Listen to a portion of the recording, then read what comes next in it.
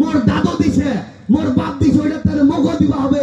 এইটা যদি চিন্তা করি তাহলে মোর দাদু আর মোর বাপ যে শোষণ আর অন্যায় সহ্য করে গেছিল, তোমাকে আগামীতে ওই অন্যায় সহ্য করা লাগবে। এক একজন ভোটার, চা দোকানদার, শ্রমিক ভাই, পাথর শ্রমিক, অটো চালক, দোকানের মেচিয়ার, প্রত্যেককে নিজের জায়গা থেকে সচেতন হওয়া লাগবে, ভালো হওয়া লাগবে।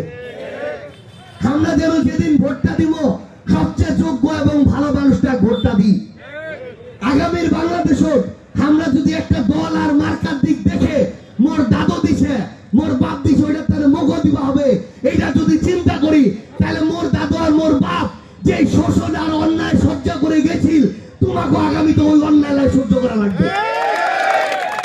এই জন্য আমরা যদি পরিবর্তন চাই, আগে নিজেকে পরিবর্তন হওয়া লাগবে। এই পরিবর্তনটা নিজের ঘর থেকে শুরু হওয়া লাগবে। আগামীর বাংলাদেশ এই তেতুলিয়া তোমার যখন সুযোগ হবে একটা ভালো মানুষ সামনে আগায় দেওয়ার, ওই দিন সেই ভালো মানুষটা যেই হোক ও তোমরা সামনে আগায় দিবেন। আর কোনো একদিন কোন একটা ভালো মানুষের সাথে কোন চাঁদাবাজ, ক্ষমতার অপব্যবহারকারী, দখলদার, খারাপ মানুষ যদি তার সাথে অন্যায় করে, তোমরা হাত দিয়ে না পারো, শরীর দিয়ে না পারো, অন্তত মুখ দিয়ে এটার প্রতিবাদ করতে হবে। কারণ তোমরা যদি চুপ করে রাখেন, আজ যেটা ওয়ার সুদা হবে তাহলে ওইটা তোমার সুদা হবে।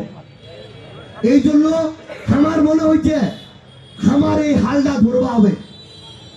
বাংলাদেশের প্রত্যেকটা জেলা, উপজেলা, ইউনিয়ন ওয়ার্ডের ভালো মানুষরা আমাকে একত্রিত করবা হবে।